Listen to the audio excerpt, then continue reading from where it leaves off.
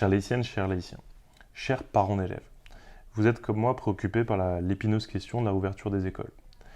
Je vous le disais à travers un Facebook Live la semaine dernière, nous sommes actuellement en train de travailler avec l'éducation nationale, avec l'ensemble des partenaires de la communauté éducative, à trouver la meilleure solution pour pouvoir réouvrir les écoles. Pour autant, nous sommes le lundi 4 mai, au moment où je m'adresse à vous, nous voyons bien toutes les difficultés qui s'annoncent. Plusieurs difficultés. La première, c'est que le gouvernement nous a demandé de ne pas avoir plus de 15 élèves par classe, ce qui fait sens bien sûr, mais sans nous donner la règle pour répartir les élèves.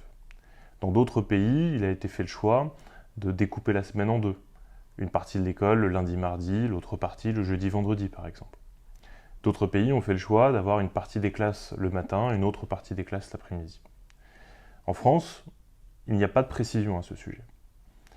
Donc si l'on va jusqu'au bout de l'exercice, il faudrait imaginer que dès l'instant où il y aurait plus de 50% d'élèves présents dans l'école, il faudrait dédoubler les classes, trouver des espaces nouveaux, ce qui évidemment n'est pas facile dans des villes très denses comme la nôtre, dans des villes où les écoles sont déjà un peu étroites et il n'est pas évident de trouver des espaces de respiration.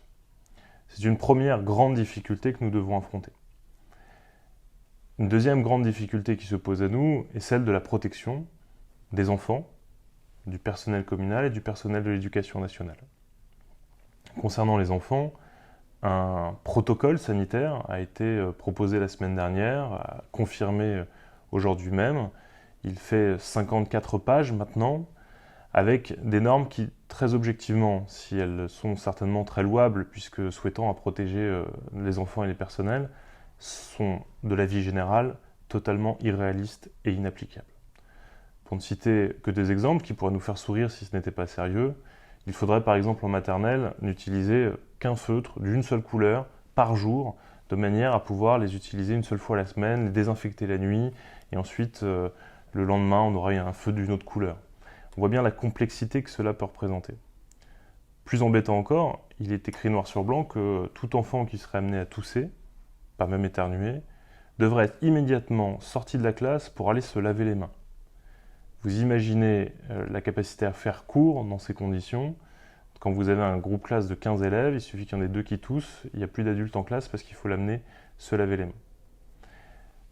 Je vous prends des petits exemples, des petites anecdotes, mais qui montrent bien que le diable se cache dans les détails et qu'il ne va vraiment pas être évident pour nous de mettre en place avec l'éducation nationale ce type de dispositif. Un protocole sanitaire trop ambitieux pour être applicable, des enseignants, des directeurs d'école, des personnels communaux en sous-effectif, puisque toute personne, et c'est légitime, qui peut souffrir de risques de comorbidité ou de pathologies particulières, est évidemment autorisée à ne pas reprendre le travail. Ce sera le cas dans l'éducation nationale, ce sera le cas dans le personnel communal. Donc là où il aurait fallu plus d'adultes encadrants, on se heurte à une première difficulté, nous aurons moins de personnel.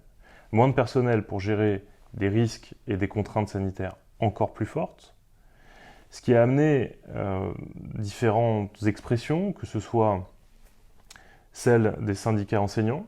Certains ont d'ores et déjà posé des préavis de grève.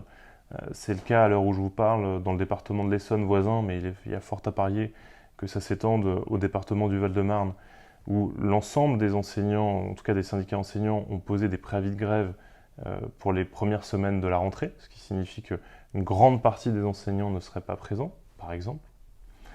Vous avez l'ensemble des directeurs des écoles, je l'ai publié sur mes réseaux sociaux, qui nous ont adressé un courrier au préfet, au rectorat, à moi-même, pour demander un report de la réouverture des écoles. Et puis vous avez une grande quantité de maires, plus de 300 maires dans un premier temps, dont je fais partie, qui ont signé une interpellation, un courrier, un appel solennel au président de la République pour lui demander de reporter l'ouverture de l'école au-delà du 11 mai, de manière à ce que les uns et les autres aient le temps de se préparer. Lorsque je dis ça, je ne dis pas que nous ne voulons pas trouver dès le 11 mai des solutions pour les parents, pour les familles qui auraient absolument besoin d'aller travailler. Mais il y a une différence entre ouvrir un accueil dans un établissement scolaire, ouvrir un bâtiment pour accueillir au mieux les enfants et dans les meilleures conditions sanitaires, et dire on ouvre les écoles. Parce que ouvrir une école, ça a un sens.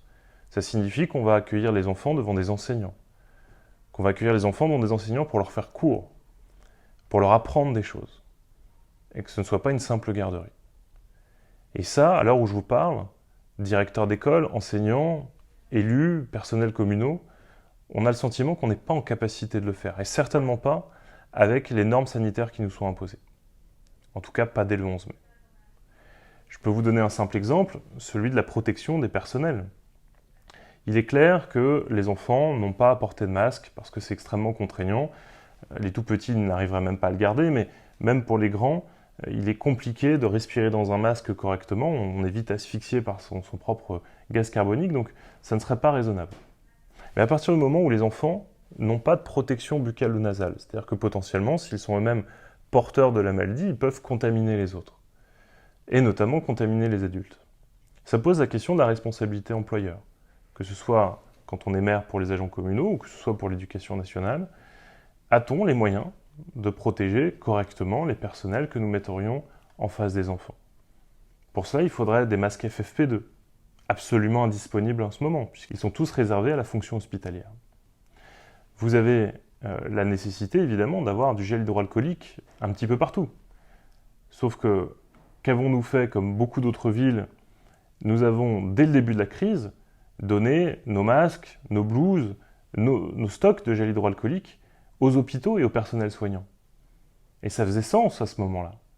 Mais là, aujourd'hui, sans nous laisser le temps de refaire nos stocks, et pour une bonne raison, c'est qu'il y a des ruptures de stock absolument partout, eh bien, on nous demande de rouvrir les écoles en mettant du gel hydroalcoolique, du savon absolument partout. Nous avons un problème de délai de commande, qui est important.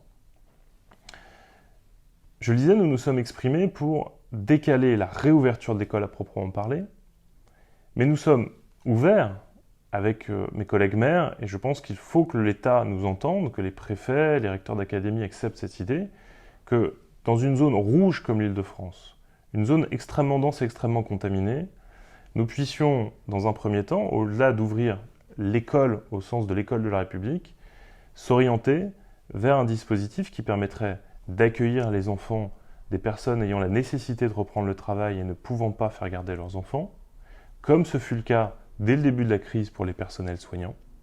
Nous avons aujourd'hui des écoles ouvertes, une maternelle, une élémentaire, qui accueillent tous les jours, grâce au soutien des animateurs des accueils de loisirs, mais surtout grâce au soutien de directeurs d'école, d'enseignants dévoués sur la ville qui viennent volontairement encadrer ces enfants, nous avons la possibilité d'accueillir les enfants des soignants. L'idée, notre suggestion, c'est de pouvoir ouvrir ce dispositif qui jusqu'ici était réservé aux enfants des soignants à tous les publics prioritaires, à toutes les familles qui auraient absolument besoin d'aller travailler et non pas de mode de garde. Ça permettrait d'avoir une limite en termes de nombre d'enfants, ce qui répondrait à la problématique que j'évoquais au début. Comment choisir 15 élèves finalement, et pas plus? Puisqu'aujourd'hui, ni un directeur d'école, ni un enseignant, ni un maire n'a le droit de refuser l'accès à l'école à un enfant. Dès l'instant, on parle bien d'école, et non pas de mode de garderie. La proposition que nous ferons cet après-midi à 14 h aux préfets et aux représentants de l'État qui nous réunissent avec l'ensemble des maires du Val-de-Marne, c'est celle-ci, de proposer une réponse à toutes ces familles qui ont besoin de reprendre le travail, qui ont besoin de trouver un mode de garde pour les enfants, mais de leur demander en même temps de nous laisser le temps de travailler à une reprise de ce que doit vraiment être l'école, et tout le monde s'accorde aujourd'hui à dire que ce n'est pas le cas. Je vous propose de retrouver en dessous de cette vidéo l'ensemble des documents que je viens d'évoquer, la lettre des directeurs d'école qui m'a été adressée et adressée au préfet, les différents articles, et notamment ce qui anime le préavis de grève des enseignants, et puis la tribune que j'ai co-signée avec plus de 300 collègues maires pour demander à ce que les conditions de la reprise de l'école soient bien pensées et en aucun cas improvisées. Donc pour ça, il faut nous laisser du temps. Comme je vous l'ai dit, je réunirai aujourd'hui les parents d'élèves pour faire le point avec les différentes associations de parents d'élèves de la ville. Je réunirai de nouveau les directeurs d'école et l'inspecteur d'académie en milieu de semaine, mercredi. Et je m'engage à revenir vers vous le plus vite possible, c'est-à-dire au plus tard jeudi midi, pour pouvoir définitivement vous expliquer ce qu'il sera fait ou non pour la réouverture de nos écoles dès le 11 mai. J'imagine votre frustration, j'imagine votre envie d'y voir clair. Sachez qu'elle est partagée et que nous mettons tout en œuvre avec notre maire adjointe à l'éducation, avec l'ensemble des équipes de la ville, pour faire en sorte que les choses soient le plus claires possible. Et surtout, que si on vous dit qu'on est en capacité d'accueillir vos enfants, on soit en capacité de le faire dans les meilleures conditions sanitaires possibles pour que personne ne court de risque, parce que la priorité absolue qui doit être la nôtre, c'est celle de votre santé, de protéger la santé de nos enfants et de faire en sorte que tous ensemble, nous surmontions cette crise et que nous combattions cet horrible virus.